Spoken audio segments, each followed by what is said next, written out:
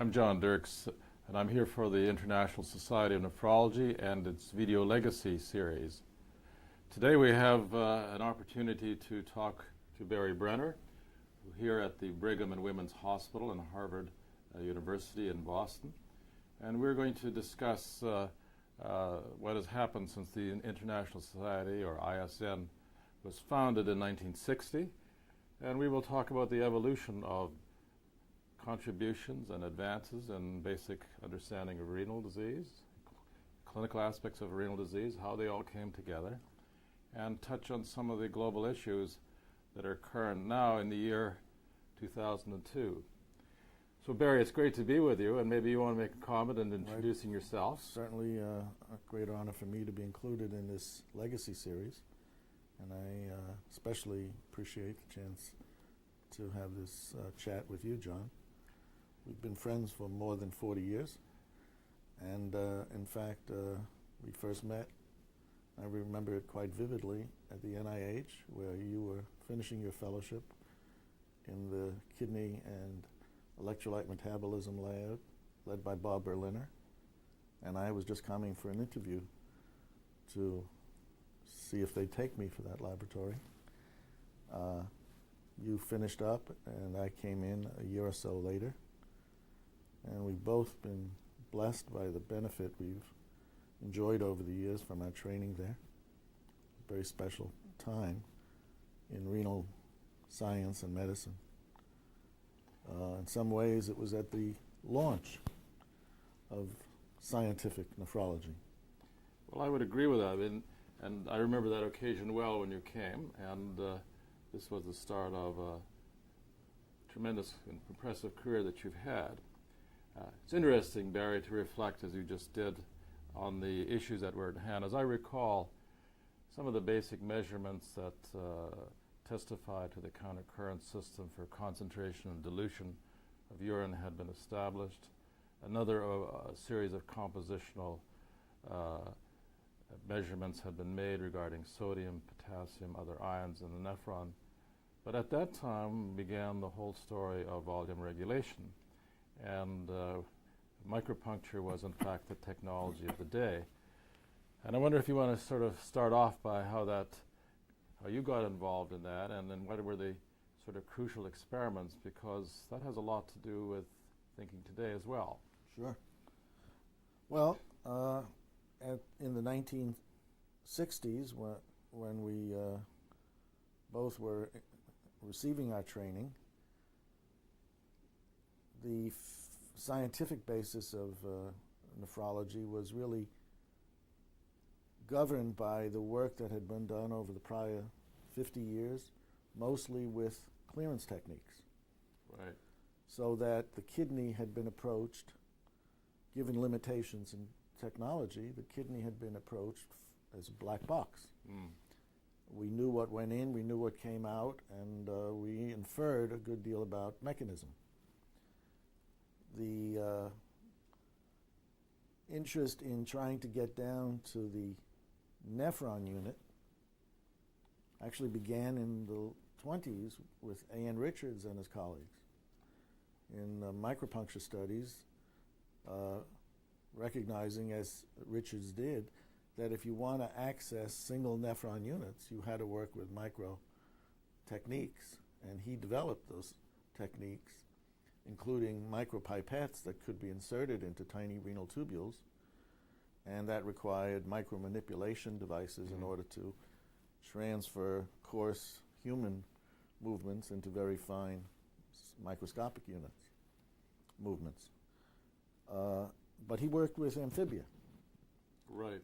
And we gained important insights from his early studies, but the approach was so technical and was discontinuous in its development. And for about 25 or 30 years, the technique laid fallow. It was picked up again to answer specifically the question about concentration and dilution. It was picked up by Karl Gottschalk. In the 50s. Right? Mm-hmm. And his enormous contribution was in sampling from the rat kidney some accessible loops of Henle and finding in the ascending limb of Henle that the fluid was less concentrated than plasma. Right.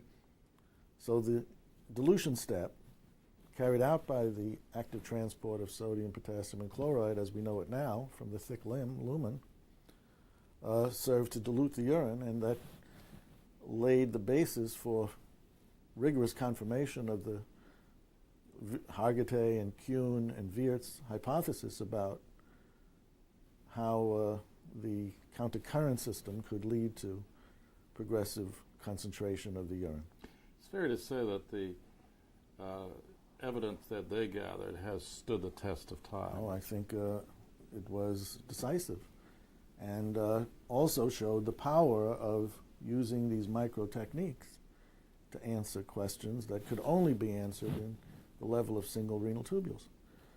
Giebisch picked up the technique soon after Gottschalk and began to ask questions more related to ion movements along the nephron as a function of distance from the glomerulus. And his beautiful and painstaking studies are as valid today as when they were published, and these are all classics. And any student of nephrology coming in to the field must, of course, gain access to those wonderful classical papers and become familiar with them. And Gerhard Giebisch continued to illuminate those studies. And to this day. Yes. Now let's move into the time when you and I were at NIH, and the questions asked then. There was a great expansion of micropuncture. There were new techniques that came on board, such as Moberg's.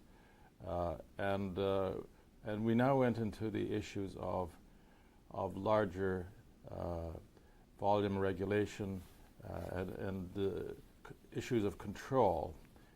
We had sort of taken a jump forward in terms of the kind of questions that one could ask.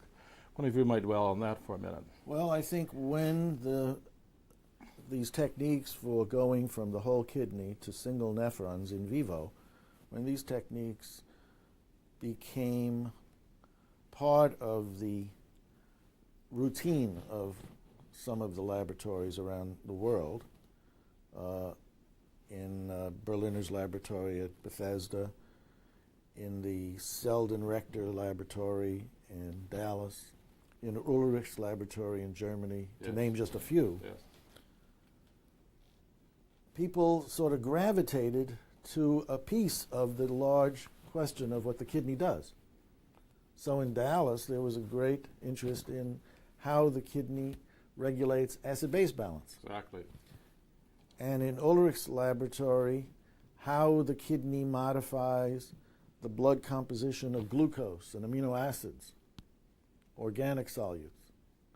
And in the laboratory we came from, in Bethesda, the interest was in extracellular volume regulation to a large extent. Not exclusively, but to a large extent.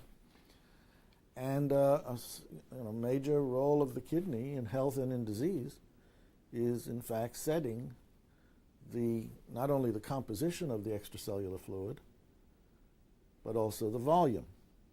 We see breakdown of that delicate regulatory mechanism with acquired renal disease, where we either retain too much sodium in water and we develop edema, or we lose too much salt in water because of failure of transport mechanisms along the nephron, and imperil the stability of the circulation. So how did the questions get addressed using volume as a theme? Exaggerated shifts of volume induced experimentally. We gave liters of saline to a dog in an hour. Massive diuresis. Or we induced hemorrhage and diuretic-induced volume contraction of large, conspicuous quantities of fluid, and served to unbalance the system deliberately, and then see what mechanisms were brought into play. And then what did it take to fix the alterations. And your studies, which really brought not only clarity to the subject of volume regulation with regard to the role of the proximal tubule, but in some ways it shocked the spectators, because everybody thought that the volume would be regulated only in the most distal portions of the nephron, where the fine-tuning would be occurring. And you showed major influences of volume on regulation of proximal tubule function. No, I remember those moments well when people like de Wardner, Lou Welt, Ivor Mills came to NIH and were very excited and surprised, as you said. But it's not to say that later on everybody wasn't right in many ways. But then the debate started as to whether these changes with large increments in volume or decrements in volume were mediated hormonally, and that set up a whole interesting time, whether they were mediated by physical factors. And you were very involved in that when you went to San Francisco. Well, even before, it had been the case that in addition to regulation of extracellular volume through changes in glomerular filtration rate and through influences of aldosterone on the kidney, which serve to regulate sodium reabsorption,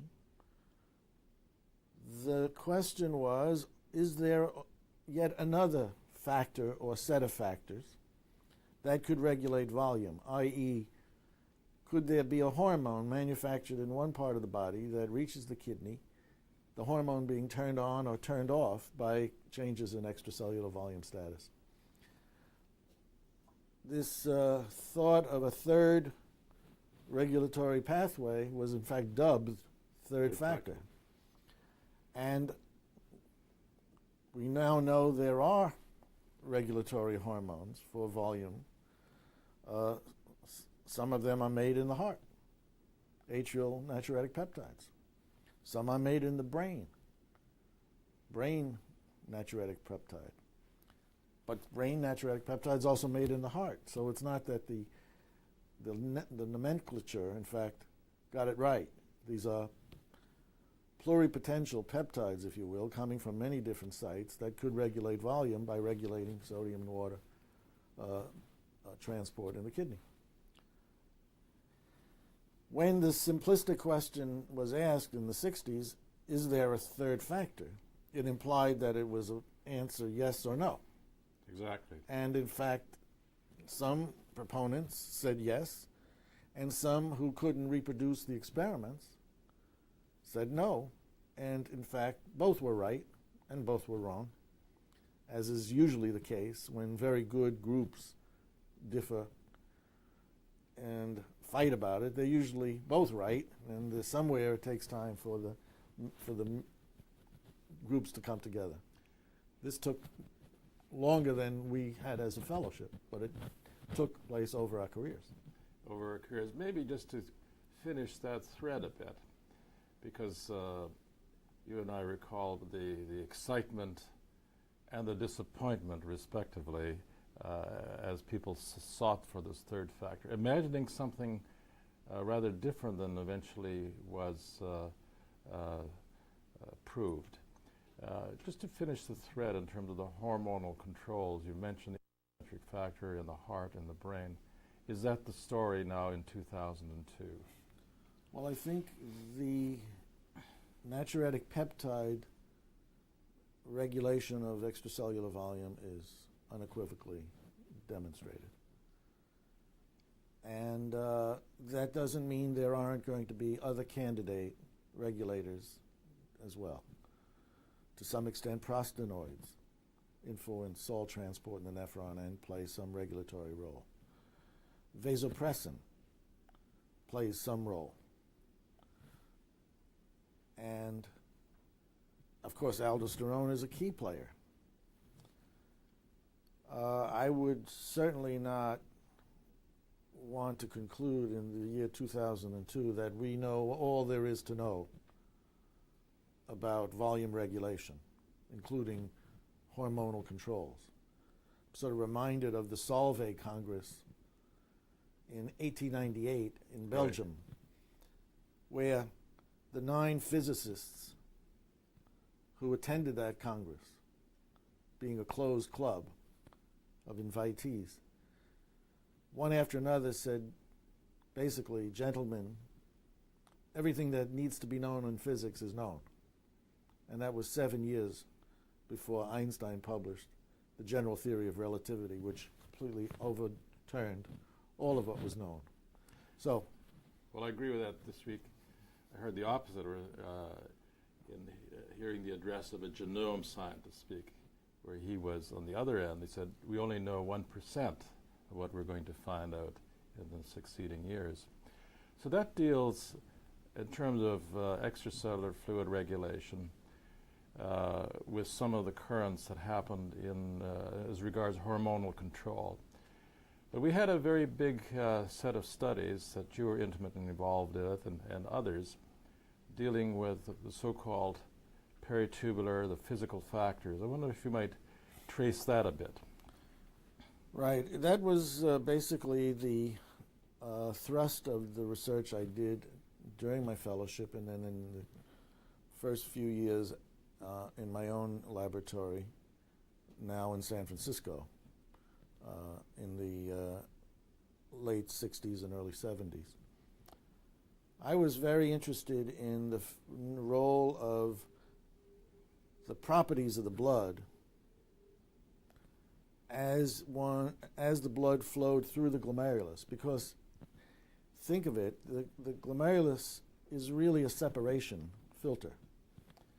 So the substances that are filtered are small molecular weight, crystalloids and water. What's left behind in the plasma flowing through in the blood flowing through the glomerulus are the larger proteins in the plasma, and also the formed elements, the red cells, the white cells, the platelets. I don't think everyone appreciates how much of a step up in concentration occurs for those substances that don't get filtered. For example, if the hematocrit going into the glomerulus is 45 volumes percent, roughly normal human value, Right. the hematocrit coming out of the glomerulus is 65 volumes percent. Sort of peritubular polycythemia. That's exactly, and you could calculate from filtration fraction what that hematocrit was, but I felt compelled in those early days of making good use of my micropipettes to actually measure the hematocrit in postglomerular blood vessels and showing that it was exactly equal to what we had calculated. The protein concentration going into the glomerulus, total protein concentration, 6 or 7 grams per deciliter. Coming out, 9 or 10 grams per deciliter. Well, the step up in protein concentration leads to an even more exaggerated step up in the colloid osmotic pressure, because there's a nonlinear relationship between concentration and pi, the colloid osmotic pressure. Now you've created, as a result of glomerular filtration, a postglomerular environment as a consequence of that filtration, where you now have unbalanced the Starling forces enormously in favor of return of fluid back into the vessel because of the pull of the osmotic forces, these oncotic forces. Having thought about that a bit, I didn't see that we had clear understanding of the contribution of these Starling forces downstream to the glomerulus. And so Julie Troy and I and my fellows in those days, carried out experiments where we could show direct correlations between the height of the peritubular capillary oncotic pressure and the rate of fluid absorption, net fluid absorption across the proximal tubule. And in circumstances where that step up is even more exaggerated than normal, as in heart failure, where the filtration fraction goes way up, the exaggerated retention of salt and water that's characteristic of the failed heart is also driven. So the correlations work beautifully and gave us enormous confidence in our ability not only to define these stalling forces, but to show the magnitude of how they regulated net fluid absorption. Those were and are indeed. Yep. Are we looking casual? Yep. I don't want us to look too stiff. Yeah. No, it's fine. Okay. I think it's absolutely Give us the high sign. fine. Now, Barry, those were very impressive experiments, and I wonder if you, looking at it today, here in April 2002, how do you sort of summarize the role of these peritubular factors via the proximal tubule reabsorption? So it's a remarkable system, actually. Well, I see the proximal tubule as an epithelial cylinder with luminal contents to be processed by absorption and secretion.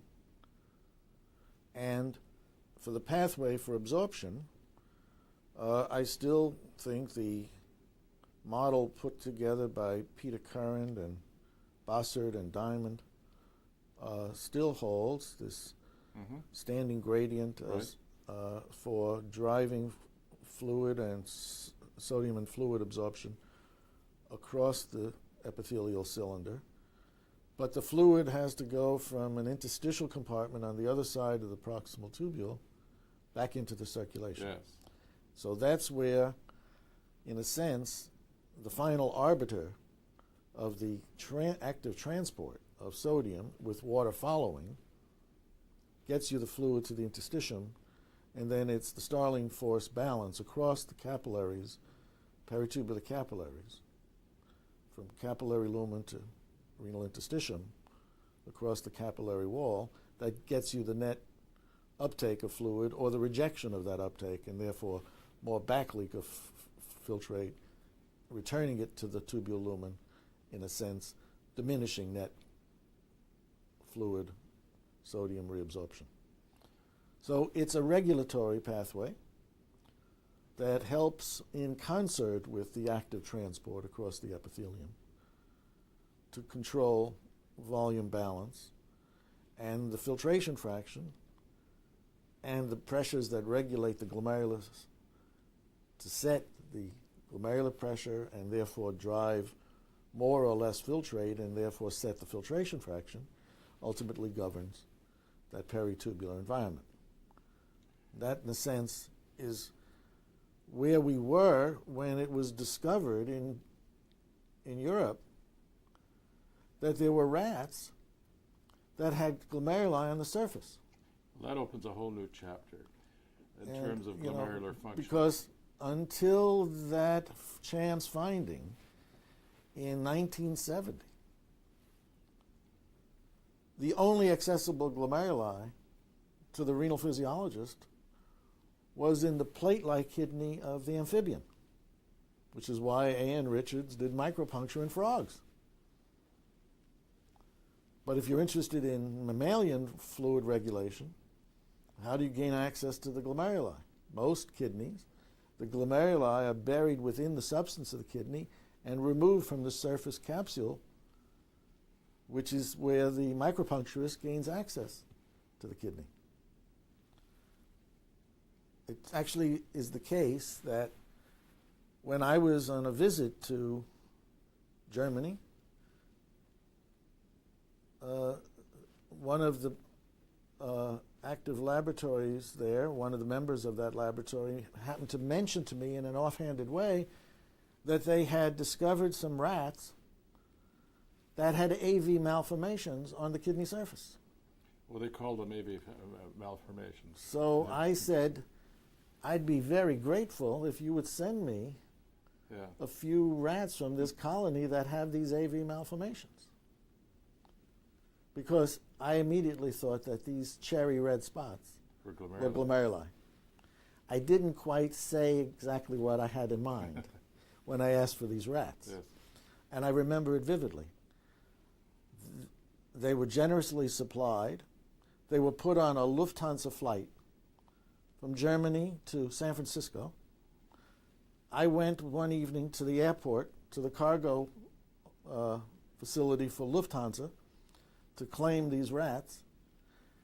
The bill of lading said there were a dozen rats in the cage, and I counted 11. Ah.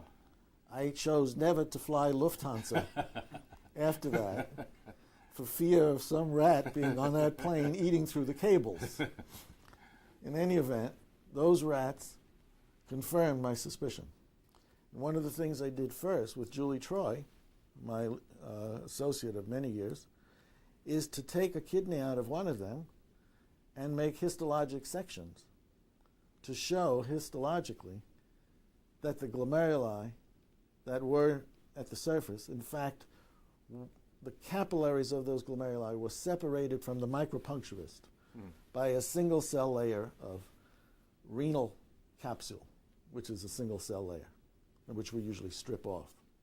So these glomeruli were right on the surface and within reach of micropipettes.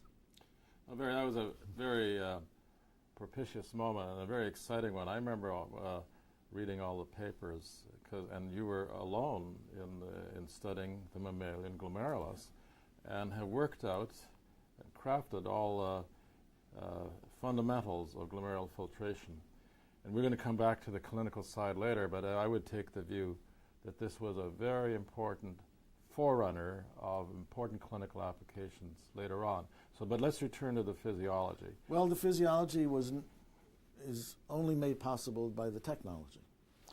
So why did I want those rats with those accessible glomeruli? It turns out that to study the peritubular capillaries and the appropriate Starling force measurements, we needed to measure the hydraulic pressures in the capillaries and the oncotic pressures based on the protein concentrations. And we had been developing techniques to do just that. We had now an online system for the real-time measurement of pressures in capillaries using a servo null device, which enabled us to trace in a single capillary the 300 beats per minute, that is the typical heart rate of a rat under anesthesia, and with a signature for the peak to trough in the pressure wave that was as accurate in fidelity as if you had the catheter in the heart. Mm-hmm. In fact, I used to joke to my fellows that in rats who had aortic stenosis, we could diagnose it at the capillary level. That's how faithful was the trace. Well, we had those techniques. And when the AV malformations on the surface of the kidney became known to us, we could do something about it, because not only were these accessible, but we had the tools. And you're right, for a honeymoon period of about 2 years, we were alone. That meant we had the monopoly on these techniques and the animals. We gave the name of the rat a new name. It was a Wistar rat, and we named it for the city in which the discovery of the surface glomeruli was made. We called it Munich Wistar rats. I did that because at the time hemoglobins were being named for the cities in which the hemoglobin abnormalities that were found in those days, commonly now, were named.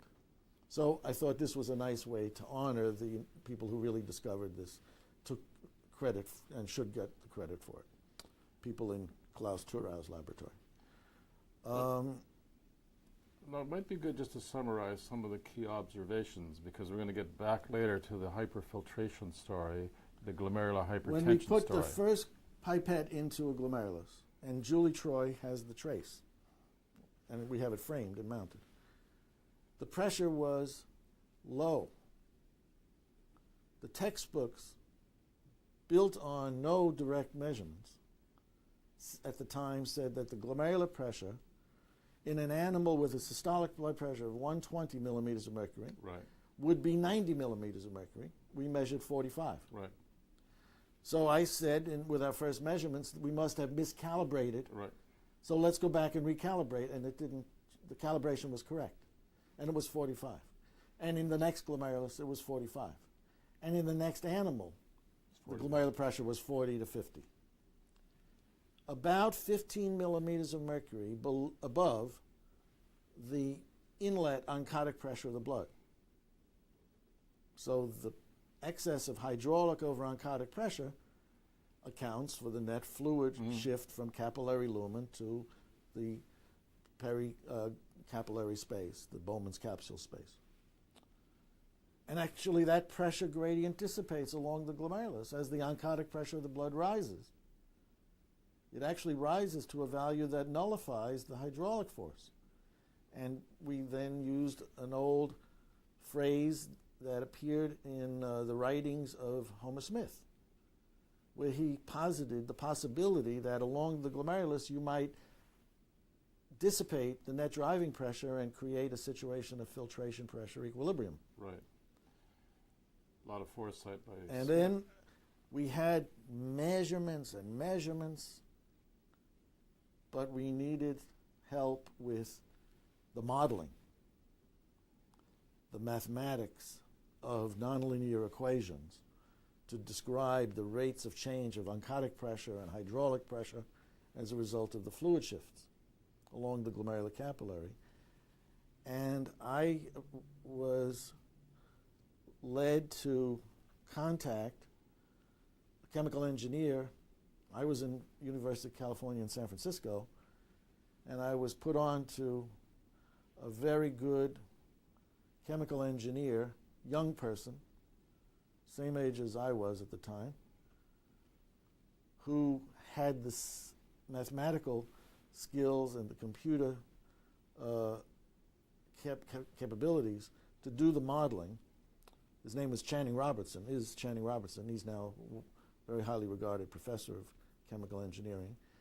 And he immediately saw the excitement in what we could do with the measurements, and assigned a graduate student named William Dean, Bill Dean, known now in nephrology generally for his enormous contributions to mathematical approaches to describing biophysical phenomena in the kidney. And his PhD was the glomerulus, and his work over the years in physiology has only focused on pretty much on the glomerulus. So we had this enormous, exciting environment. Barry, you've always had the gift of finding people who would advance the measurements you were making at a time. I mean, Channing Robertson, Bill Dean are people as good examples, and you'll have others maybe later. And then you have Julie Troy, who to this day has been with you for this whole period of time. And Julie was there when you were at NIH. Yes. She was there when I got to NIH. I spent 3 years there, and she was my associate there.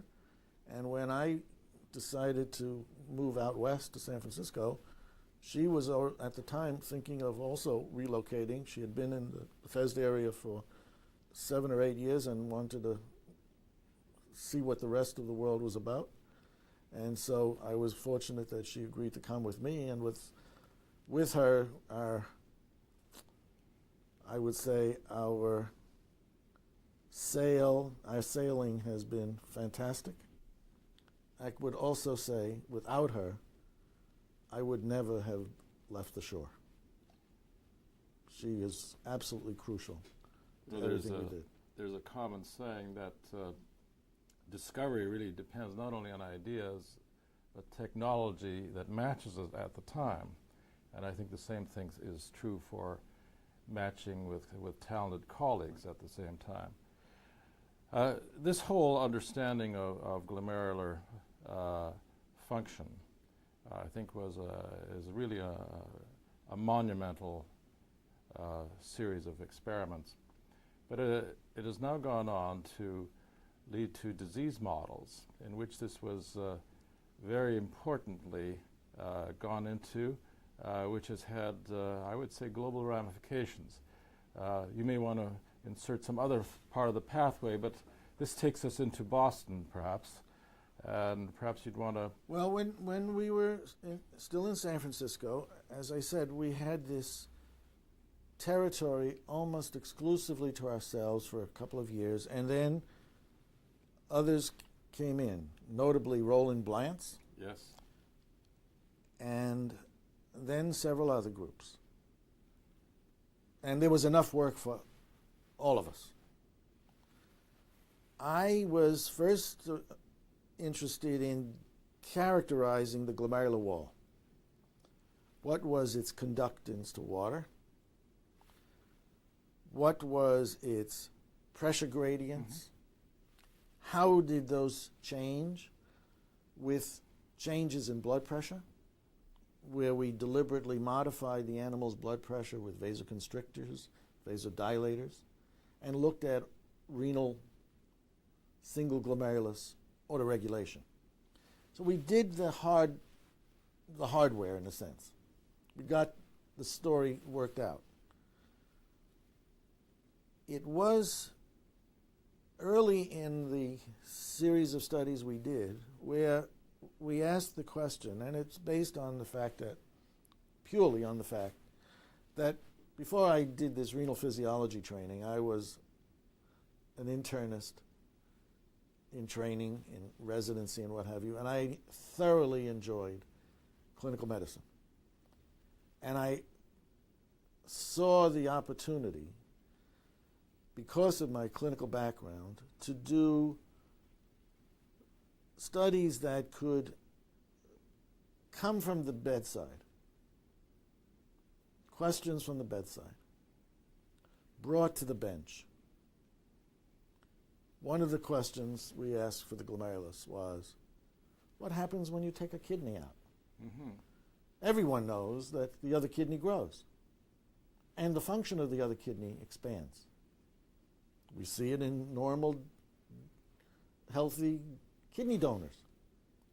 Take out a kidney, and a month later, the remaining kidney has grown by 40, 50%, and its glomerular filtration rate has risen by 40 or 50%. Well, what is that adaptation all about?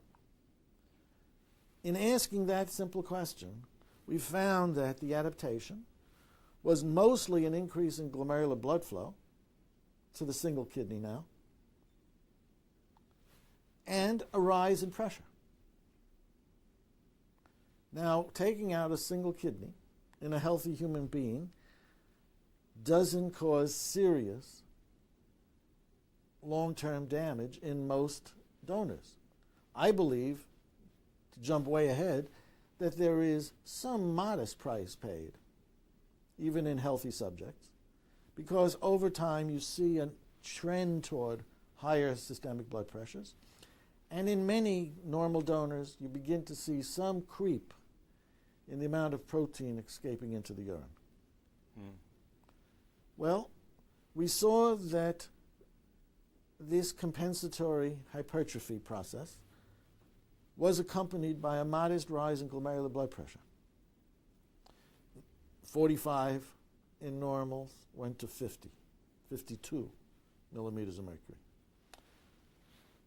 Didn't pay much attention to it when we first found it. In fact, we wrote a paper talking about the mechanism of compensatory hypertrophy. But then I continued to think about that. And that led to the next question, but many years later. What happens if you take out not one kidney, but one kidney and a little bit more of the renal mass? The remnant kidney. In other words, what if you use surgical ablation to simulate nephron loss from disease? They're not quite the same because disease injures all the tissue, whereas surgical ablation removes tissue but leaves behind normal tissue.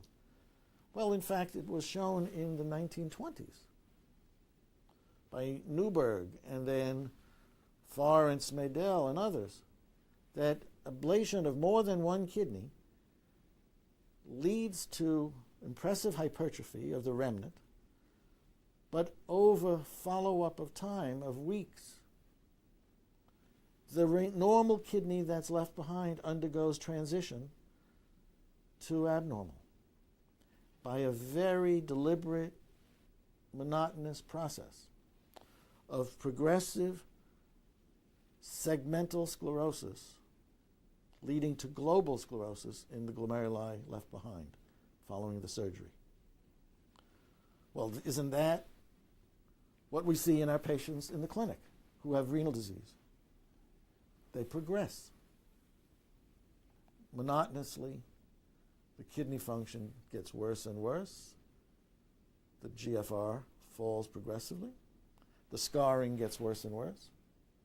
And a lot of the histologic change is segmental sclerosis evolving to global glomerular sclerosis.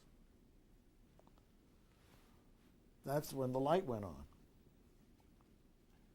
And with Tom Hostetter as a fellow and Tim Meyer as a fellow and Sharon Anderson as a fellow, names now people who've had very distinguished careers, we all were engaged in something that was phenomenal.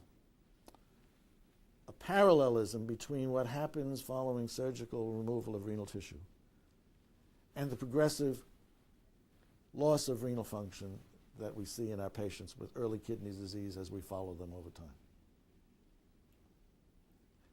When we took out more than one kidney, the pressure in the remaining glomerular capillaries didn't go up by 5 millimeters of mercury, went up by 10 or 15. And it raised immediately in our minds the question, is that increment in glomerular pressure as noxious, as harmful to the glomerular capillary as a rise in blood pressure is generally regarded to be noxious or harmful to the vessels in the arterioles and small arteries in hypertension generally. Now, you also used other models, like diabetic. That came after this. Yes. Here, the central question was, is progressive renal disease driven by the adaptation to high pressure?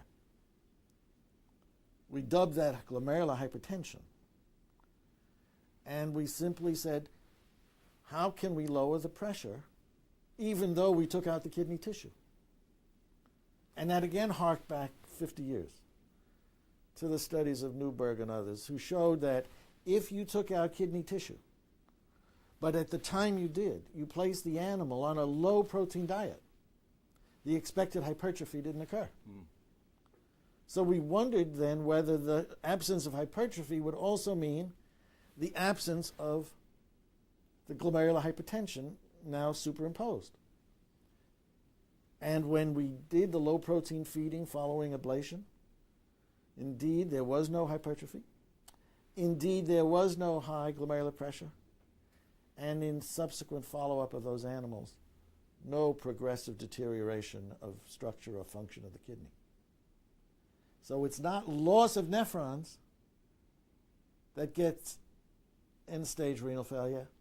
It's the adaptation to the loss of nephrons, which we found could at least in part be hemodynamic. Right. So that was blocking the adaptation. And you went into studies that actually were directed at the glomerular hypertension itself. When we looked at what it was that was most noxious, there were two changes that occurred with renal ablation. The glomerular pressure went up and the glomerular blood flow to the remaining glomeruli increased. It turns out that the blood flow increase is not perceived as harmful, but the pressure is. And we could do that by selective manipulation of each of these. The low protein diet worked as a treatment. Hark back to the observations of Addis in the 30s, who was prescribing a low protein diet to his patients at Stanford. In fact, I have a letter on my wall here in my office from Linus Pauling telling me that he, when he was a young person, had glomerulonephritis, and he was seen by Addis, who placed him on a low-protein diet. And his kidney disease didn't progress. As you know, he lived into his 80s, won only 2 Nobel Prizes, so was not encephalopathic by any And means. just missed the double helix. And missed the double helix. Addis was doing this, and it worked. The Brigham Hospital, where I work, where we're now sitting, was founded in 1913. The first chief of medicine was Henry Christian, who came from Hopkins, where his interest was low-protein diet for people with advancing kidney disease.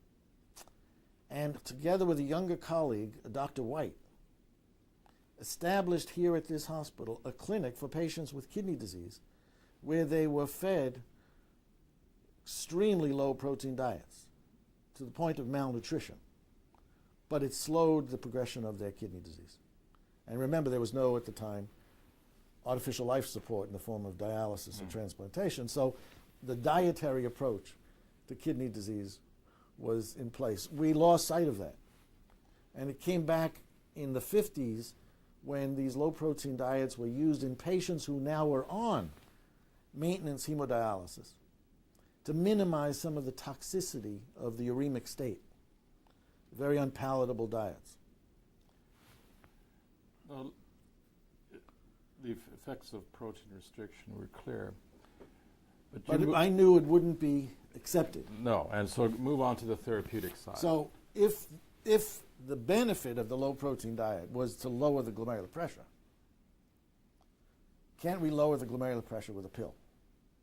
We have blood pressure pills. They lower blood pressure. So we went through a systematic analysis of different classes of antihypertensive drugs. But we started with a new class, the ACE inhibitors. That was the Why? first one. Why? Because I had already shown in my studies with Brian Myers and others that angiotensin II, the molecule whose synthesis is inhibited by ACE inhibitors, angiotensin II is a key component of that adaptation in high glomerular pressure. So of the various drugs that were available for lowering blood pressure, we immediately inferred that we might get the biggest bang for our buck with the ACE inhibitor as opposed to some other drugs that could lower blood pressure but don't work in the kidney the same way. And in fact, that's what turned out to be the case. And we could be as protective in our rat model of ablation with ACE inhibitors as we were with dietary protein restriction. But now we had a treatment that would not be as difficult to utilize in the clinic as a dietary restriction because, it's hard to get people to give up beefsteaks and it's hard enough to get them to stop smoking. So the ACE inhibitors and their successors have been specifically valuable in reducing glomerular hypertension. But you also explored other disease models, because that's... Again, my clinical interest, right. my background, is what does this all this physiology have to do with disease and its minimization and how can you help people? So what's the most common form of kidney disease today? It's diabetic kidney disease, an epidemic that we're faced with. We'll come back to that, I'm sure. What is the nature of the noxious adaptation in diabetes that leads to a progressive glomerular scarring and renal failure? Well, everyone assumed when we began our studies in diabetic animals, Roberto Zatz from Sao Paulo, Brazil, was instrumental in these studies along with Tom Hostetter.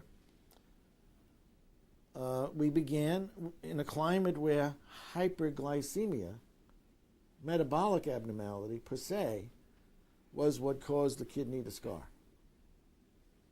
So we did a very simple experiment. We induced hyperglycemia in rats by poisoning their islets with streptozotocin. The animals quickly become insulin dependent.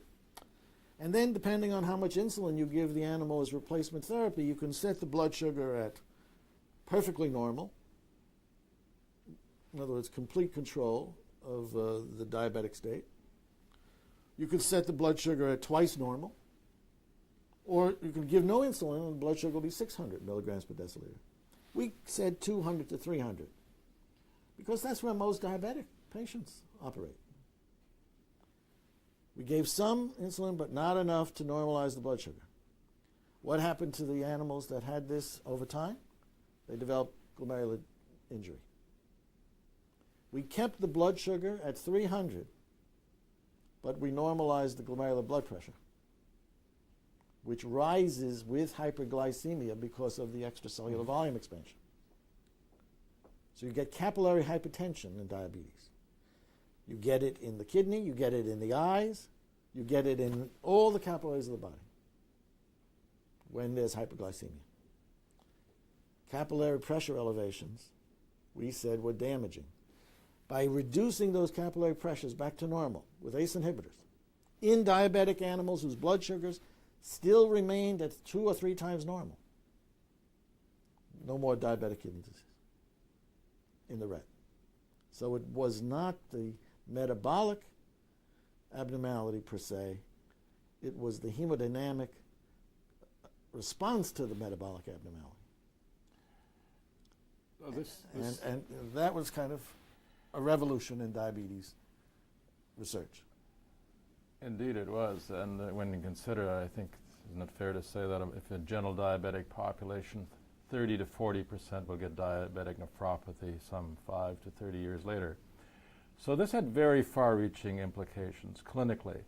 Now, we've come from very basic measurements, starting off with the glomerulus and peritubular absorption factors early on. And we're now down to a pathophysiological observation that has major clinical implications. Now, what about studies in the clinical setting? So we had certainly gone out on the limb. We remember the limb. We said, stop thinking about glucose control as a solitary agenda in management of diabetics and address the blood pressure problem. Now, it turns out that in any diabetic, type 1 or type 2, with kidney disease, hypertension is the rule. Upwards of 90% of patients with some kidney disease and diabetes will be hypertensive.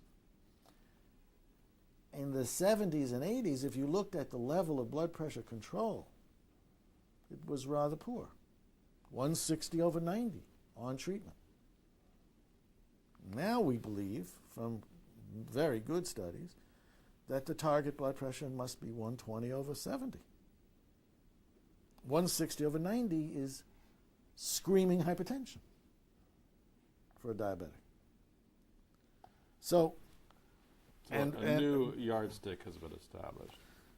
Now, I frankly stayed away from the first clinical studies for the reason that I had so much invested in the hypothesis that glomerular pressure was the root cause of diabetic nephropathy and not glucose per se, that I thought I would serve my cause best by not being a player in the first clinical studies.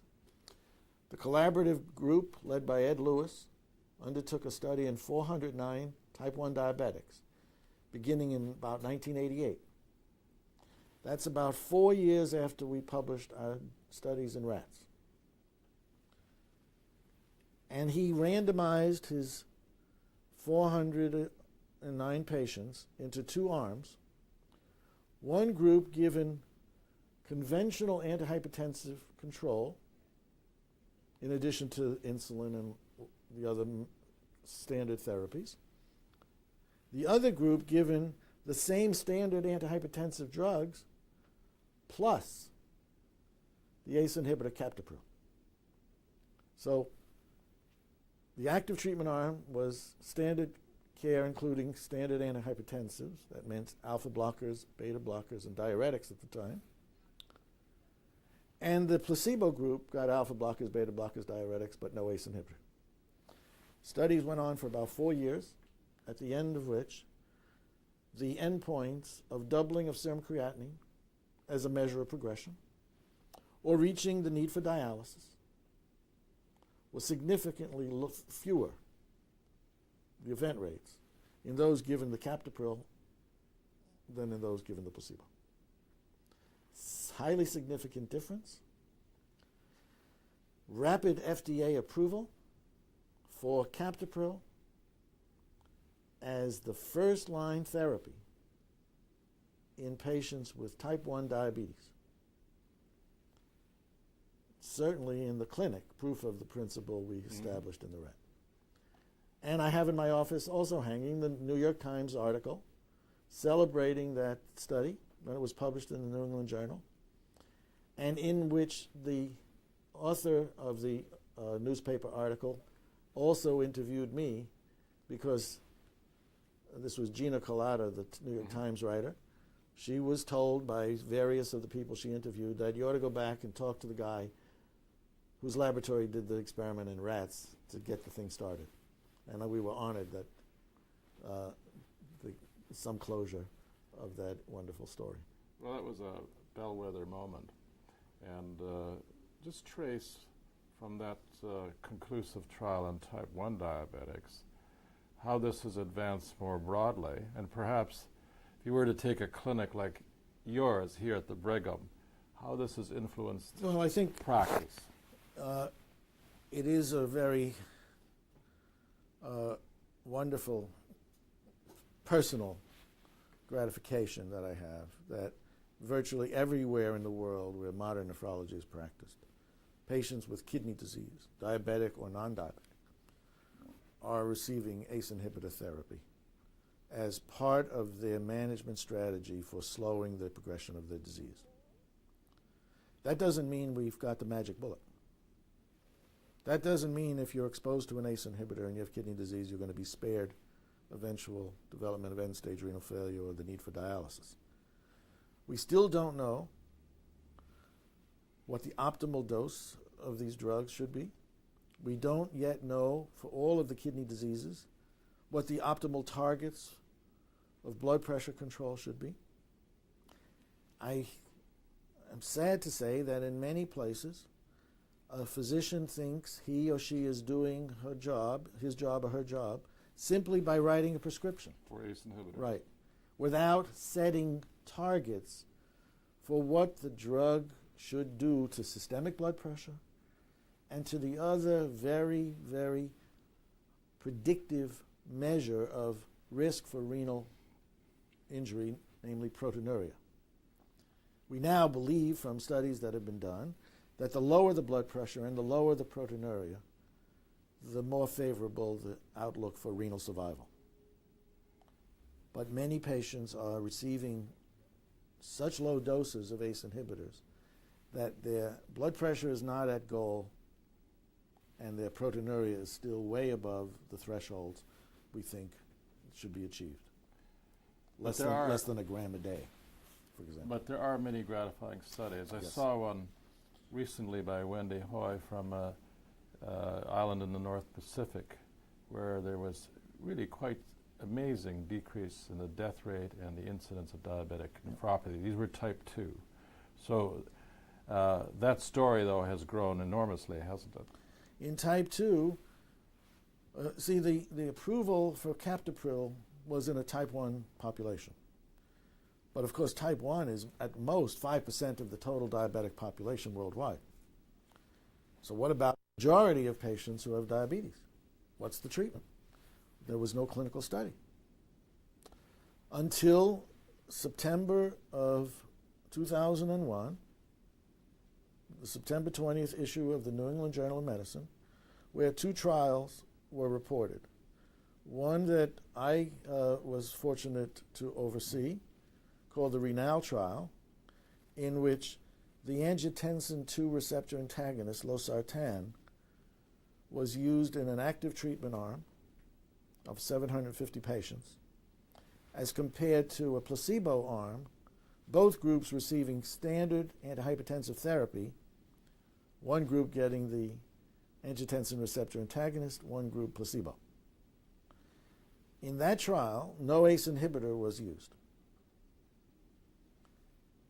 And part of the reason for studying the angiotensin receptor antagonist and not an ACE inhibitor is that over the years since the ACE inhibitor studies were done, we've seen that angiotensin receptor antagonists have even fewer side effects than ACE inhibitors. Less cough, a serious problem, for example, among Asian patients, where as many as 60% of them have to be withdrawn from ACE inhibitors because of serious cough. The receptor antagonists have a side effect profile which is as benign as any drug ever introduced in medicine. No single side effect statistically different. So this may well from, be the drug from of choice. Yeah. So that's why we studied it. And the other study that was published in that same New England Journal issue was a study by Lewis and the collaborative group where they used irbesartan. So it was a losartan study, irbesartan study. Qualitatively, the results were similar in the two trials. Right. In type 2 diabetes, significant slowing of the progression rate, fewer events leading to ESRD, fewer events leading to doubling of serum creatinine. Clear evidence of renal protection. So we have two classes of drugs. Not every disease has been studied with each. No comparisons in the same patient population of one against the other. That would be nice to have, but the costs and the timelines for these trials are such that it's very difficult to do everything. And so you have to sort of pick the spots. You know, all this is very timely. You and I also started in the 60s, and so did the society, when dialysis for chronic renal failure was becoming the practice. Initially in a few limited centers, such as this one, and then it has moved on to a huge array of patients that are being treated in the United States, but at great cost. I believe the cost in the United States is something like $20 billion right now, and rising. For this year? Yes. For this year. And rising. So if you were to, for the moment, to look into a crystal ball, can one actually reduce the number of patients entering dialysis? Because we both know simultaneously the incidence, because of our lifestyle, the incidence of diabetes, hypertensive disease is continuing to rise. So the number of patients arriving at the door is more.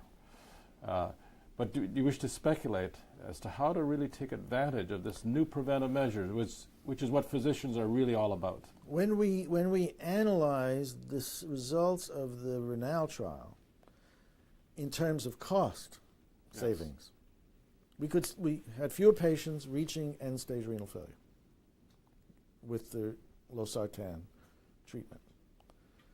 That translated into a savings over the course of the 3 years of the study of, we estimate, if you extrapolate to the number of patients in the United States who also have the same degree of renal disease with diabetes as we enrolled, and we know that number, it's 600,000 Americans who have type 2 diabetes and renal disease with a serum creatinine at least 1.3 milligrams per deciliter. So we know the target population. The treatment, if applied to this population for 3 years, would save $2+ billion. Now that's pitching the savings in the most conservative light. Why? Because we studied patients who already had advanced renal disease. The glomerular filtration rates were 40 milliliters per minute on the average. What if you started this treatment when the filtration rate is 90 milliliters per minute? It's my personal view that the vast majority of those patients will never reach dialysis. Remember, type 2 diabetes is maturity onset.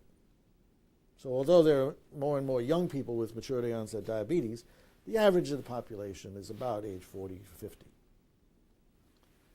If you can defer the progression of renal disease to the point where end-stage renal failure requires dialysis therapy, if you can defer it from the present 20 years to 40 years, patients will probably die from some other cause before their kidneys die. So you would have postponement of dialysis indefinitely. That's where the cost savings will be. And that's obviously where the drug should be used. We shouldn't wait for patients to reach a serum creatinine of 1.5 before we begin to treat them for progression of renal disease. We need early tests and early markers of those who are at risk. We need to know the genes that put patients at risk. We need to know how to stratify for those risks in clinical trials in order to show efficacy.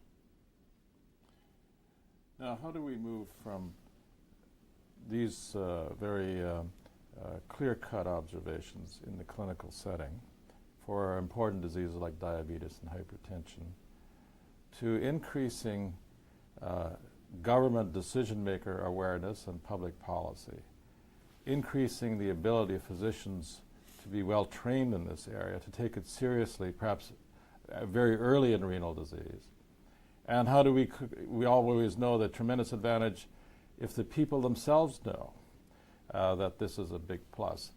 In my own country, Canada, I don't know of such a policy right now. Is there one in the United States? Very soon after the publication of these two important studies in the New England Journal in September of 2001, the American Diabetes Association, in its annual report published in its journal Diabetes Care, in the January 2002 issue, 5 months later, set new guidelines for the management of patients with type 2 diabetes and kidney disease, and said angiotensin II receptor antagonists should be considered first-line therapy. 5 months. It's very short, as these things go. So there's where I think the information translates from the clinical trial to the population at risk through agencies like the American Diabetes Association, in the United States through the National Kidney Foundation, through the American Society of Nephrology.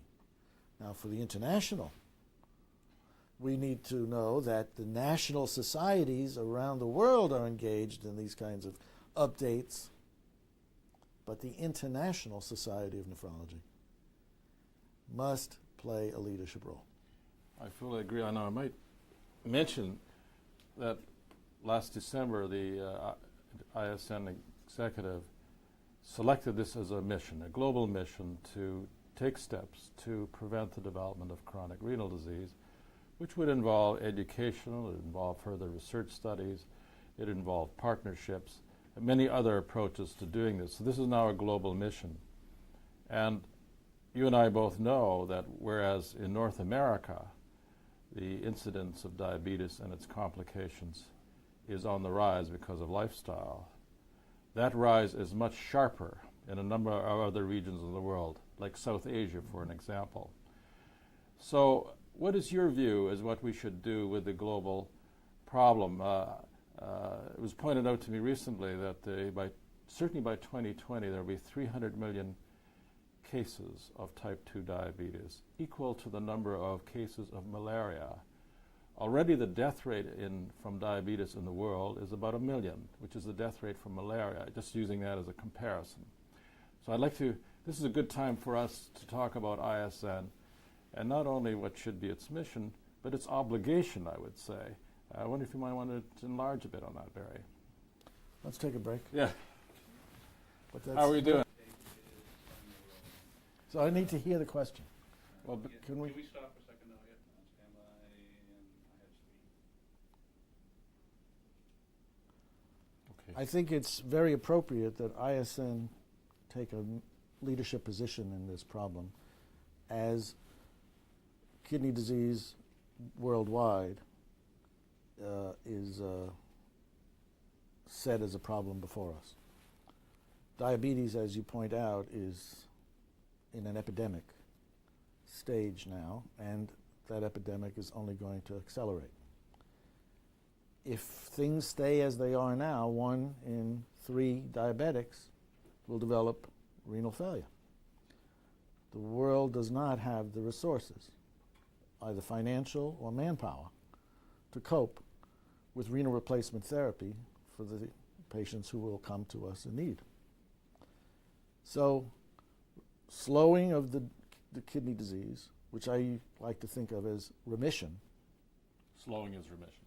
Yeah. and regression of established kidney disease, actually getting better, are 2 powerful goals in those who already have kidney disease.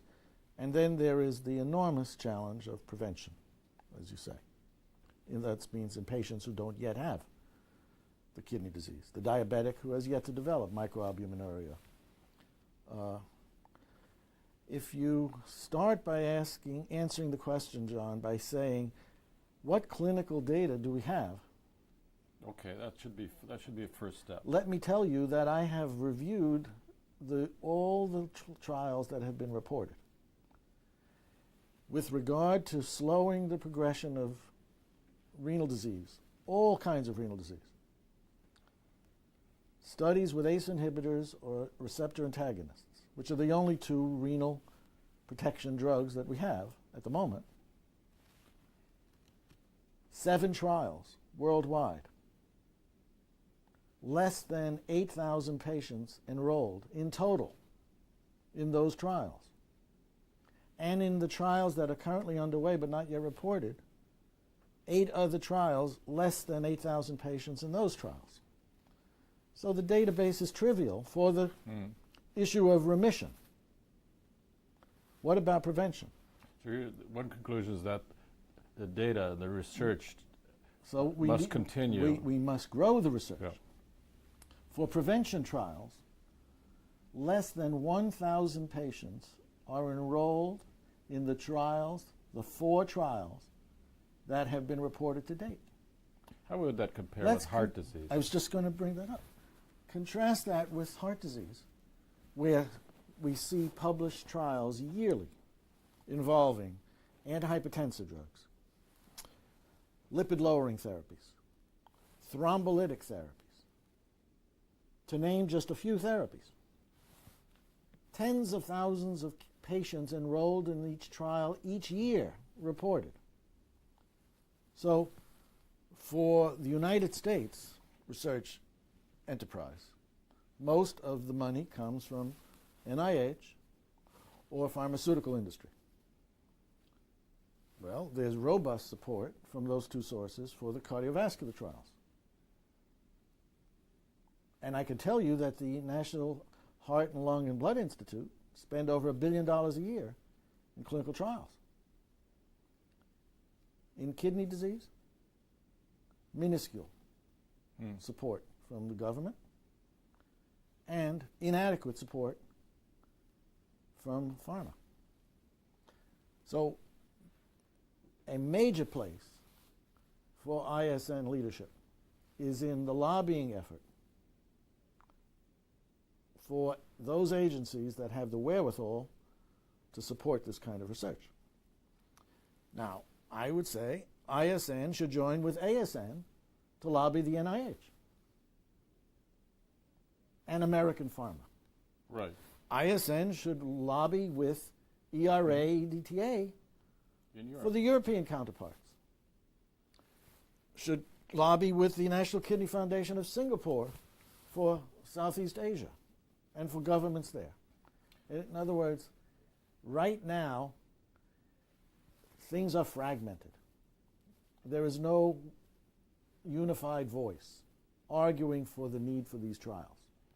So I hear 2 observations here. One is that the clinical information, experimental evidence based on trials is still insufficient. Inadequate. Inadequate, and has to be enhanced on the global side. I also hear a change in direction for ISN to play this facilitating role with various decision makers in countries, in research agencies in those countries? Not by going to them at the exclusion of the national society, but with. I think that's the way indeed it would be the wise way to work.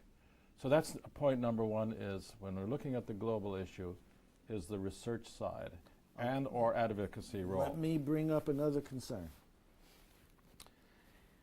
In the graduates of nephrology training programs in the United States today, the attraction, financial incentive for going into practice is enormous. That practice being heavily dominated by renal replacement therapy, dialysis. Right. A graduate of a program such as ours has the option of joining an established nephrology group with a heavy emphasis on dialysis, and will make in the first year of practice more than twice the average salary for an assistant professor in our division. That's the case in my country too, and I think it reflects Europe as well. So we are in a competition in a sense. We have only so much manpower reaching maturity each year, and the siphoning off of the talent into lucrative practice as opposed to dedicated inquiry in the form of clinical trial design, clinical epidemiology of disease, rational drug design, biostatistics. We won't have the skilled manpower to even do the trials that are needed. So I'm concerned. We need more money. Right. We need more dedication to filling the matrices of studies that have not yet been done that must be done. But I'm concerned about who's going to do them. And this is even more so in terms of trained people who are not in private practice in many of the developing countries that you and I have visited, where that has to be done, that is engaged in private practice just to make a living. You know? There is a lot of research that's published on clinical studies involving 10, 15, 20 patients in the study. Yeah. That's feasible for an investigator without extensive training. You can ask a question and randomize a small group and collect the data. But the result of that trial is not likely to be convincing, certainly not to any regulatory body. Too small, not enough power to really know whether you have benefit or not. To do a large multi-center trial, look, the one I just completed, Renal, Right. 1,513 patients. We involved 250 centers in 28 countries. Why? Because we couldn't get them all in the United States? Of course we could have gotten them all here. We wanted broad geographic representation. Is the benefit unique to Caucasians? Is it shared by Asians? Is it shared by Hispanics? Is it shared by African Americans and other black race people? You wouldn't know that if you did it all in one place. So you need comrades who know how to do this and where you can get the data. Retrieving the data is so difficult. You need to have manpower, skilled manpower at each site. So you're advocating that ISN should be involved in its own way to increase manpower, and not only in developed countries but in developing countries, and in our own countries that we're talking about, that there should be a greater investment in those who, I'll say in quotation marks, are in the prevention area. We need to have patient populations represented in trials that reflect the global spectrum of disease. For example, I mentioned earlier that ACE inhibitors cause cough in Right. 60% of Asians as compared to 10% of Caucasians. Well, in a sense, that's bringing out a susceptibility gene for cough. Right. Well, what do we know about the susceptibility genes that make patient A have acute post-streptococcal pharyngitis and develop renal damage, and patient B have the same pharyngitis and no kidney damage? Vulnerability genes. For a given level of hypertension, somebody develops a stroke, an MI, or kidney damage. Someone else has a longevity of 90 years with the same blood pressure. What's the susceptibility risk for patient A versus B? We don't know yet, but we're coming to know. I'll tell you how. The basic sciences that went through this trail we talked about earlier today, from clearance to micropuncture to microperfusion to cells in culture to the genes that code for the transporters, now to the genomics of various functions of the kidney: transport, inflammation, hypertrophy. All of these are genes that regulate these processes. The genomics allows us to begin to know what genes are brought into play in which reactions to injury. We need to know which genes are common and which are unique to certain groups in terms of expression in response to injury. So the genomics will actually take us back into the clinic, because once we know genes, we'll be able to say these are susceptibility genes, these are not. These susceptibility genes will allow us to have risk stratification. With risk stratification, we can then focus the beam in terms of treatment on those who are at greatest risk and those who are at least risk. Those are going to be not only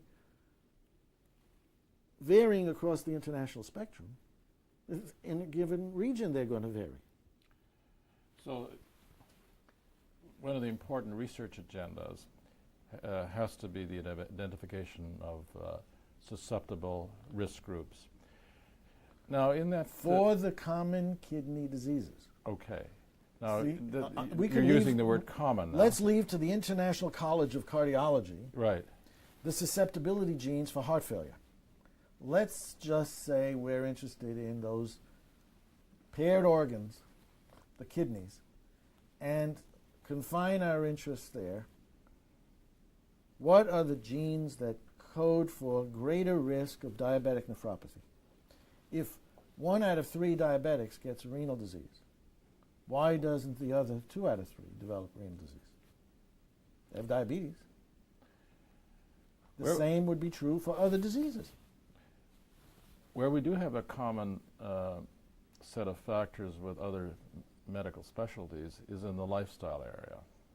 And it's interesting, just the other day I was reading the incidence of obesity in India was 30%. Man, who would have believed that?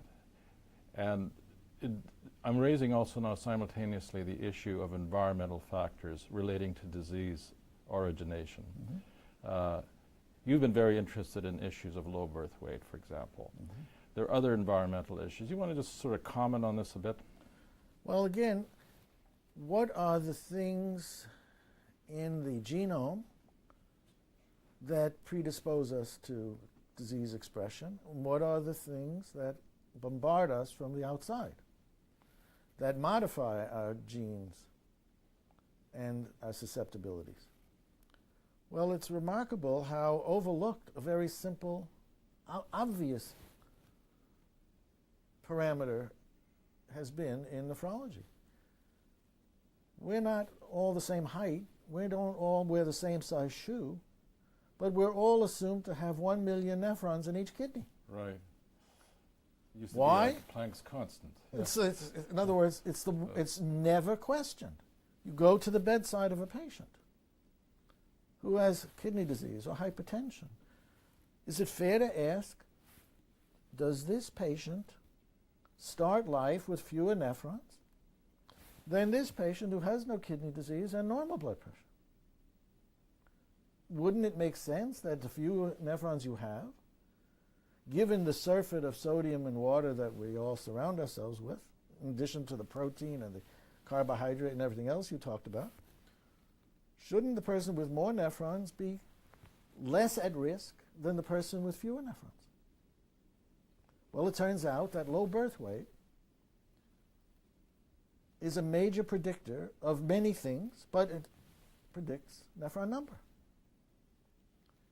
Nephrogenesis stops at age 36 weeks in humans. So if you're born at 24 weeks because of prematurity, you will have low birth weight, and you will have the number of nephrons appropriate to 24 weeks. But if you live with the help of a neonatal intensive care unit from 24 weeks, and now have you survive as a neonate, you still only have the number of nephrons that goes with a 24-week-old. It didn't increase in the ICU. Doesn't increase in the ICU. Yep. There is another dimension to this. It's called low birth weight of normal gestational age.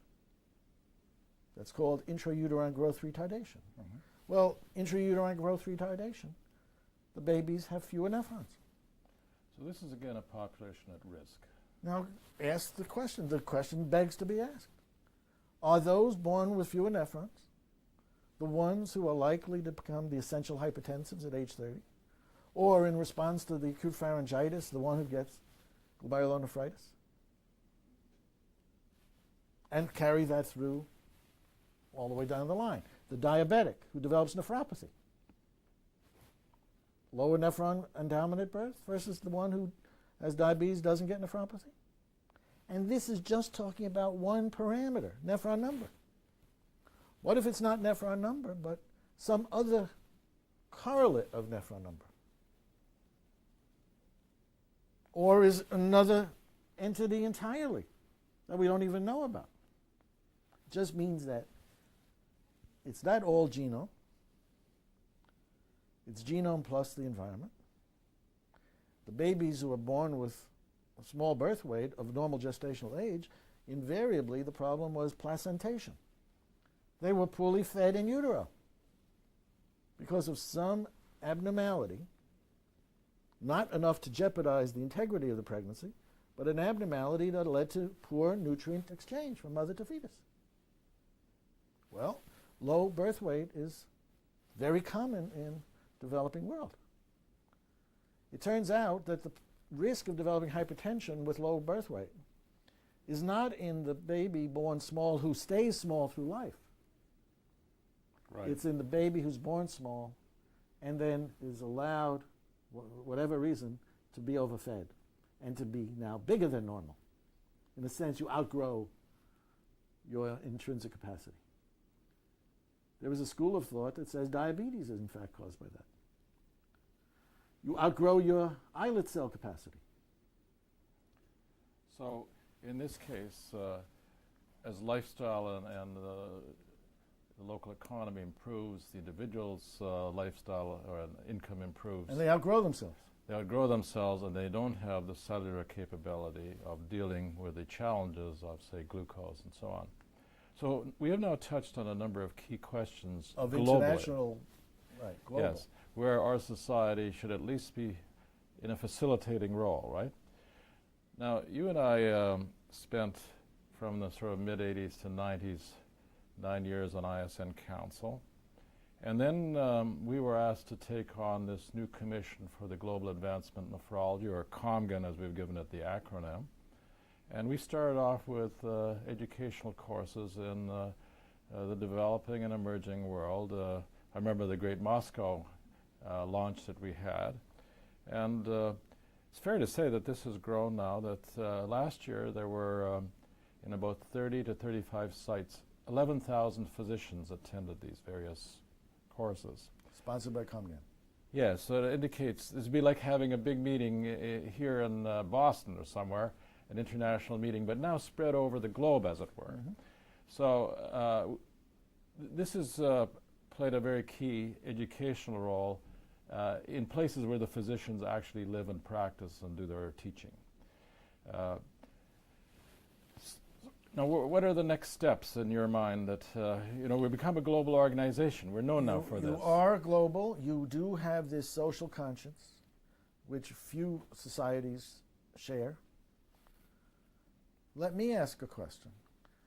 Is it time for the ISN to abandon the prior 40-year approach to meetings, which duplicate, in many ways, the program that occurs in many national meetings each year?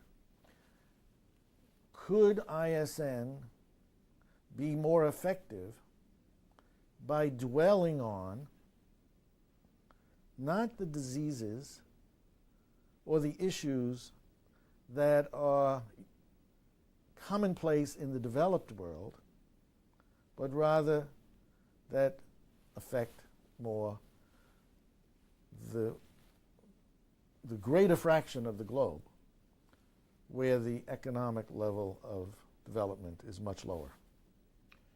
Well, that's quite a burning question, actually. In many ways, as I just mentioned, with our many regional and national involvements and partnerships, we're carrying out the education and a lot of the best people. You've come on many of these visits. A number of other leading nephrologists have joined us.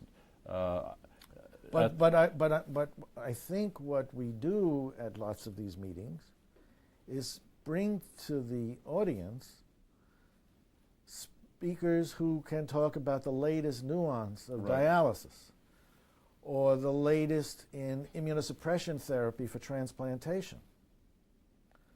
But few of the patients in those countries where we're holding these meetings can have access to either dialysis or transplantation because the means of support for those high-cost replacement therapies is just not there. Well, I think it's a good point, even though I must say I think it's increasing. That is the availability of renal replacement therapy, and this is a burning issue for the future. I heard a figure the other day for one Pacific island, renal care costs were 25% of the healthcare budget. Mm-hmm. Now, well, how long can that continue? It can't. So then we got to get back to the question of prevention. And we're putting that on the agenda all the time. So whereas the ASN or the EDTA ERA may not be focused on prevention, but more on remission regression strategies, this could be a powerful role for ISN. I think it's an important point, and I think... and then we need to interest those agencies worldwide that are also engaged in the issues of prevention. Maybe not, ISN's role may not be in worrying about sewers and running water, although they are very important, or vaccinations, but renal strategies for at-risk populations that will mute, if not sever completely, the fuse that allows those diseases to run their course and cause kidney failure. Well, I agree, and then we're trying to place prevention discussions, strategic discussions at various meetings, and hold special meetings in this regard. Your question about our biannual Congress is a more difficult one, and it's up to the current leadership to address that.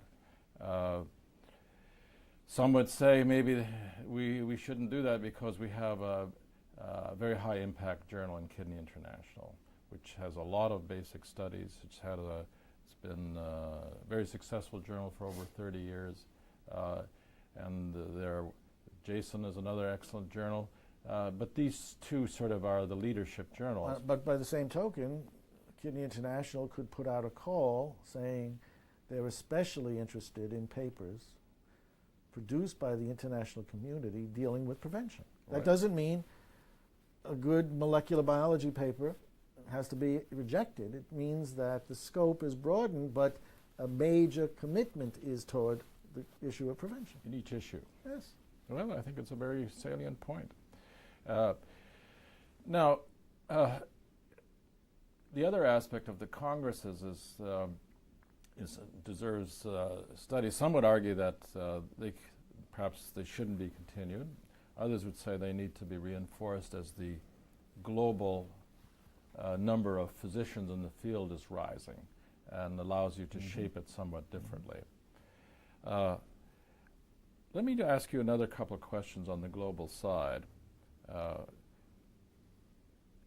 Dr. Ramuzzi has pointed out that there are a lot of diseases, they have different names, rare diseases, orphan diseases, neglected diseases that also are involved in causing renal disease.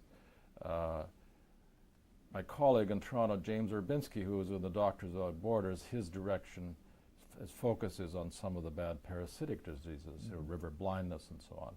But this also affects renal disease, and I understand that more recently you've taken this up as a point of interest. I've become an authority on probably the least common form of kidney disease there is in the world. So I know a lot about something that nobody will. And what disease is that, Barry? Called Fabry's disease. Can you remind everybody about Fabry's disease is a lipid storage disease that causes lysosomal abnormalities in cells of the endothelial phenotype, generally all vessel endothelium. For the kidney, the endothelium, the mesangium, the podocyte, the glomerulus, and the distal tubule cell and the peritubular capillary cell. They're all adversely affected, and over time, the hemizygotes, the classic individual affected by this disease, which is a gene abnormality that leads to failure of production of the enzyme alpha-galactosidase A, necessary for the metabolism of one of these glycolipids. So the metabolism doesn't occur. The lysosomal compartments are stuffed with the residual products, and it causes damage. So these patients typically go to end-stage renal failure by age 40 or 50. There are probably 10,000 patients in the world based on gene frequency. Most of the Fabry's patients who are on dialysis don't have a diagnosis of Fabry's because nobody ever measured the enzyme levels, and the biopsy is often not done in patients who have chronic progressive renal disease. It's assumed to be glomerulonephritis. Well, the reason why it's a subject of interest is it now is the case that through recombinant technology, the missing enzyme can be made and infused every 2 weeks, and enzyme levels can be brought to near normal, and further lipid accumulation ceases. So in all those cells in the body where there is normal turnover, the affected cells are replaced by normal cells, which remain normal because now you have enzyme therapy. So we now have the third proven renal protective therapy. We had captopril and ACE inhibitors, then we had angiotensin receptor antagonists, and now we have the first recombinant human enzyme replacement therapy. So while I'm not so taken with just dealing with Fabry's, it is a prototype for, as you say, these kinds of uncommon diseases. Let me make a comment on that. It's interesting to me in our Comgun travels that if you ask local nephrologists, what are the common causes of chronic renal disease? What do your patients on the renal unit, the dialysis unit, have? Now, granted that in many cases biopsies are not available, but where they have historical records, they usually will refer to various forms of glomerulonephritis, and of course, more recently, diabetes and hypertension. But then you get surprises. For example, in a visit to Indonesia about a year ago, the second commonest cause in major cities was obstructive uropathy. Now, we've dealt with that in wealthier countries for a long time, but it indicates that there are other causes of chronic renal disease that are preventable. And then there are rarer diseases, such we just talked. So that's one issue. Now, the other issue is... Well, just let me make a point here that in the developed world, routine physical exam and laboratory testing as part of normal health maintenance is the rule. Right. So you have a checkup. Your blood pressure is measured periodically. The urine is examined periodically for an insurance physical or an employment physical. A lot of signals. Things get caught before they become seriously abnormal. In the developing world, where there is not this routine of monitoring and examination, patients often present with end-stage renal failure. No prior detection was in place, and only after the patient experiences devastating loss of kidney function and the side effects, weakness, anemia, bone disease, and on and on and on, do they come to medical attention. So you would then really endorse a view that's come out more and more, perhaps even more after September 11th. Screening. Is screening, but also that the developed countries must play a larger role in improving the health services in general in developing countries. Even Jeffrey Sachs recently talked about disease zones. It wasn't actually the boundaries that maybe were as important as disease zones. Now the second spin-off from your example of Fabry's that I want to touch on is cost of drugs. We've all learned about the issue of HIV and in Africa, and there has been some gains on this. But let's take the issue for now, in our case, of ACE inhibitors and ARBs in early diabetes. And let's say we're going to try to implement this in a less well-off African or Asian or Latin American country. Mm-hmm. How can we do this? I think we take the model that already exists, where Big Pharma contributes at trivial cost or no cost. Powerful drugs, for example, the treatment of river blindness, right, is by donated drug. No return on investment in the country to which the contribution is made. Let's recognize that ACE inhibitors are now off patent. Right. Captopril is pennies a day. The difference between pennies a day and no pennies a day in reimbursement to the company is not going to make or break the company. Get the Captopril where it's needed and where it isn't now, because there's nothing there. What about in patients who need artificial life support with dialysis? Right. In some parts of the world, the government pays for it, as in the United States, Canada, Western Europe. In some parts of the world, the patient pays what he or she can pay, and often it's sufficient for the physician to enroll the patient in a chronic program. But in the vast majority of the globe, the patient doesn't have the money. The government can't do it. And so end-stage renal disease equals death. Yes. Equals death from uremia. What about donating from those companies that make the plastic tubings and the cartridges, the dialysis membranes?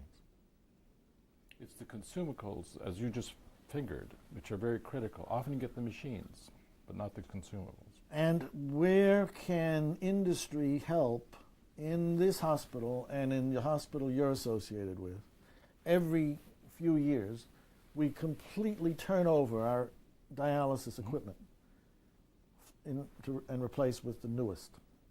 But there's nothing wrong with what we put down in the basement. But we don't have the money to ship this now redundant equipment to a place that needs and has nothing. You know, I think we just have one of our first examples of such a donation to Cuba, where they have trained staff in their country to utilize this. But there are other places where, in fact, this capacity needs to be built up. What if we at ISN were able to say, in a concerted way, along with the ASN and the NKF in the United States and in Canada, to those manufacturers of units, dialysis equipment makers. When you sell to a hospital, the conditions for that sale are that you reclaim that same instrument when it is replaced by your company with a new product. You reclaim that instrument and ship it to a facility that we designate. Make it part of the deal. What I'm hearing here is a challenge to ISN again in the advocacy role. Far right? be it from me to challenge anyone. No, but it's and but this relates to raise a question. price of drugs, pharmaceuticals, the availability of high-tech equipment. Because I think you and I share the view, which hasn't always been the view of all the World Health agencies, that it's very important to strengthen the technical and intellectual base in the developing countries so their trained people stay home and don't migrate to our own countries, because we have a vigorous appetite for talented people from Certainly ISN's fellowship program requires that you go home. And over 80% have, and I think that's very important. Barry, I want to come back to our ComGen activities. You've spent a career in basic and clinical science. Some might not have thought that you would have got fulfillment in going to various places in Asia, Africa, and Latin America. And in fact, you did. Maybe you can describe in a nutshell why this became very important to you. It's actually more than I can put into a nutshell. It's a very extraordinary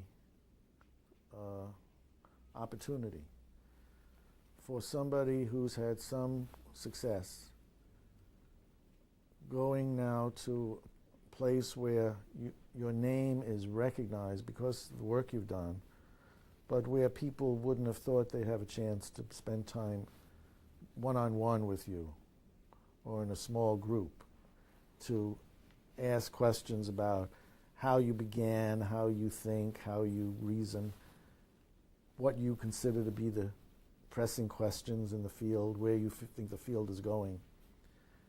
And I have found enormous gratification from this kind of interaction.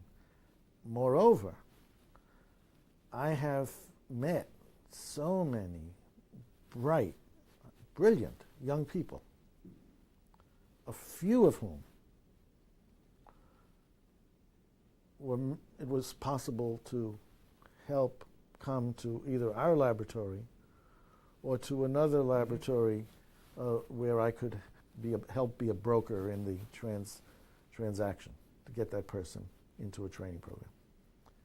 And I'm talking about people who, when they did their own letter writing to try and qualify for programs, failed to meet success. Right. You go and you hear people, you see people, you meet people, and you recognize their sheer brilliance. What's missing from their ability to play the Beethoven violin concerto is that nobody put the violin in their hands in the first place. That's what's missing. It's not the ability to then take the instrument to its fullest. And I've had so many very, very outstanding people come through our lab on the basis of this kind of interaction. That shouldn't by itself be the reason one goes. I'm not going as a headhunter to find people to come bring back. It's that it's part of the upwelling of excitement and enthusiasm on the part of the audience and on my part when I take these kinds of trips. You know, it's great to hear. You always stress when you and I started this that we should go there, even be proactive, saying we'd like to come and visit Moscow or South Africa or Ghana or wherever it was, rather than saying, I'll see you at the San Francisco meeting, and we could meet and talk about this. But it was to go there and to participate with them and see how they worked. I think that was a very important strategy, and it served us very well. As you say, nothing can substitute for that.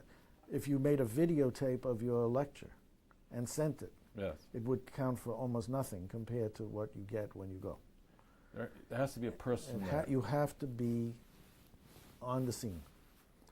It's a lot of work. You've done it far more now than I have. You've continued this active travel schedule to probably 30 different countries a year. Extraordinary. And there's no organization, no international medical organization with a framework such as ComGAN's. Nothing as mature, nothing as penetrating, nothing as successful. To your credit. Well, and to yours And too.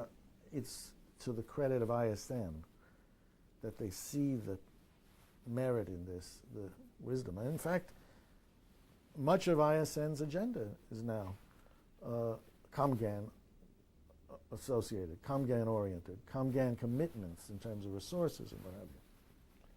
I think it was the right thing to do. I want to touch on one other thing that's connected to this. You have been amazingly focused in putting together major works in nephrology. I mean, you just have to look around this room and you see the kidney and other books. And we also know, I want to sort of comment on the information, the writing of keeping the knowledge current and abreast for those in training and those in practice, those in teaching, those in research. And then the linkage that's to the developing world. You and I have been in libraries, even in very prominent places, but where the resources weren't there. There might be a total of 20 books of everything, 20 journals, one or a few issues of one journal and a few issues of another over 15 years. So this is an important issue, not only for us, but how to approach this, and our colleague Kim Solas has been very involved in this, how to approach this for the future, because this is one way that a library that is that sparse can jump a whole generation or two within a couple of years. The basic question is, how can we globalize the knowledge base? Right. How can those sites that are not yet mature gain maturity by tapping into the World Wide Web, by having resources that are not just on paper but electronic? In fact, if you were to look around in this renal division, where there are 40 faculty, Right. there are 40 journals each month of Kidney International, because every member gets it. Right. And every member gets JSON, and every member gets everything else. Right. So we have enormous duplication, triplication, what have you. How many do we need? Good question. So what do we do with the extras? Well, the ISN made a program. It said, you can make a check on your annual subscription. Don't send me my journal. Send it somewhere else. I don't know how fully exploited that is. I think only a little bit. I think the big problem, just as with equipment, is gathering up these journals and shipping them. It's dead weight, it's heavy weight. Better is to ship the content electronically. But that requires that you have receiving equipment, that everybody is on a website. Well, website gives you more than just the ability to transfer knowledge. It allows you to have interchange. A physician with a complex case can have wire transfer of key features of the case to an expert in the developed world if need be. We can set up nodes, how people proceed to get international opinions. We can view an X-ray, we can view a biopsy without having to peer down the microscope at the site that has the slide. So This is something ISN should put as a high priority. it seems to me a wonderful challenge. Going to cost a lot of money to have the hardware and software distributed. Kim Solas has made an enormous dent in this problem. We went from nothing before him to something very substantial. I had correspondence with my colleagues in nephrology in Cuba this week. Right. Well, made possible through equipment transfers that Kim Sola has generated. And I know this is true in many, many parts of the world. It's made a huge difference. But we need more of that. And so ISN, to me, as I looked ahead, knowledge transfer, dialogue, interchange, communication, professional, and prevention strategies using many parts of the world as unique laboratories. Again, Cuba. You and I were there for a ComGAN meeting. Cuba has, unique in the world, 99.1% of the population has a personal physician. And records are kept. Well, that's a laboratory for clinical studies. It's a laboratory for epidemiology of disease. What's missing? A sufficient trained manpower and the funds to make the reality from the dream. It's an island laboratory of unique proportions. Well, I think that's, again, a very good recommendation for our society. Barry, we've covered today, we've gone from when we were young, if I could say that, to when we were younger. Younger, and we still are mentally very, very young, and our bodies are still together. But we've gone a long way from basic science, and we came out of clinical residence programs. And you've gone through a series of advances in clinical nephrology and taken to clinical trials. We've discussed the global issues. Now, there are other aspects of nephrology that perhaps you want to make some observations on. You've headed a very dynamic, large, clinically intensive and research intensive and teaching intensive unit in Boston. Many trainees came out of that. They're populated many centers in this country and the world. You've had dialysis and transplant programs at hand. We've not discussed that issue, and it's maybe well discussed by many of the other people that the Legacy program has interviewed. But I'm just leaving a few opportunities here for some other insights that you have accumulated over the last 40 years or so, the same length as history of the ISN. Working at a wonderful institution like the Brigham or Harvard allows more of the dream to be realized than might be the case if I were elsewhere. We have enormous resources. And the draw of these places as part of the finishing process in one's education for people around the world is such that we're blessed with 400 applicants for 10 positions each year. From all over? All over. All 400 are good enough to be here. Our problem is like a kid in a candy store. You can't have it all. Right. But we open our doors as much as possible. Arrange visits, 3 months, 6 months. Not everyone has to come for 4 years. The main training program is 4 years. Not everyone requires a salary. The home program can sponsor people. In some parts of the world, people come with very substantial personal means. The more we can accommodate, the more we do accommodate, even though we have limited resources. But it's a school, and we run it as a school. We're committed to the best that schools have to offer, namely, come, be curious, work hard, take advantage of the opportunity, and the rest will follow as you want it to follow in your dream. Make the effort, the rest will take care of itself. So I'm not surprised that I've got many graduates who have succeeded. They were blessed long before they got to us, and we did nothing to diminish, if you will, the promise that was there, but rather helped it to blossom. And I've seen that over and over again, and I make no distinction in the quality of our graduates between those who came from U.S. schooling and those who came from schooling elsewhere. Yeah. Well, that's a very notable comment and a very remarkable achievement in educating those who've gone many places.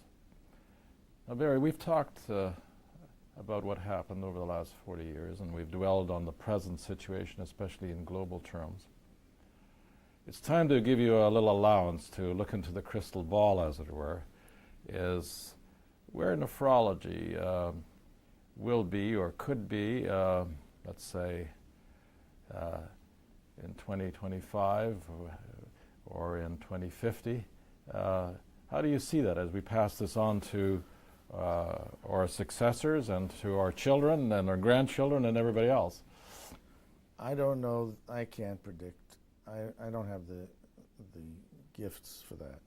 Look, I've been hoping that the Red Sox would win the World It's Series. been 1918, that's true. I've been, for 26 years now, I've been optimistic in April, only to be decimated in my dreams by October.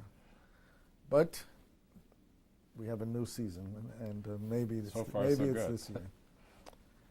What are the things about the past that might help us predict the future? Right. Because I do believe lessons learned are very relevant. Just as we use the record of the past in judging who we want to put in our program, we don't know how a given person is going to turn out. So you take the evidence accumulated to date and say, if the person who has accomplished these wonderful goals up to now continues in an undistracted way with positive reinforcement and good mentoring, isn't it likely that whatever that chemistry of success was is going to continue? Mm-hmm. I would say that's true for our field. We've gone from the descriptive to the black box to some semblance of reductive science to now filleting the genomics and soon having all of the proteomics worked out. In 10 years, all those things will be done. What will we do with the information? I say take it back to the bedside. Find out what those genes are that make you susceptible and me resistant to kidney injury. Modify the expression of those genes if in fact they are modifiable. I can't, if maleness is a gene that causes you to have kidney disease and your sister not to have kidney disease, that's not modifiable. You're stuck with the fact that you're the boy. And she's blessed that she's a girl. But find those genes that connote susceptibility that you can do something about. So, the physiological functions are modifiable. We can regulate them. The robustness of the inflammatory response we can modify. And modify going all the way back to those genes that code for the inflammatory mediators, once we know what they are. We'll be able, ultimately, I'm absolutely sure, be able to put foreign tissue from subject A to subject B, but know that in the recipient, subject B, the robustness of the immune response can be controlled by directing the therapeutic strategy, not at the last steps of the process, but at the genetic expression. It's going to come. So we'll have risk stratification. We'll know who's at risk and who's not. Then we need to know what the devices are for modifying those at risk. That means the ACE inhibitor was the primitive end of the stream kind of thing.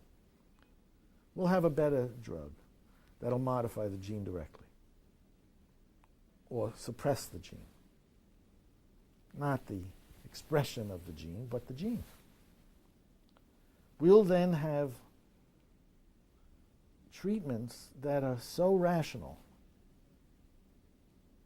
that we'll be able to talk in real terms about muting the biological response, the adverse biological response. That's called treatment. But we'll also be able to mute genes before they become expressed, and that'll be called prevention. Comes out of basic research, but we apply it back to the bedside. And the skills needed to do the latter are going to be those skills of epidemiology, biostatistics, clinical drug design, all of that stuff that you need part and parcel with the basic scientists. So we need an army of skilled workers dedicated to unearthing this new knowledge, applying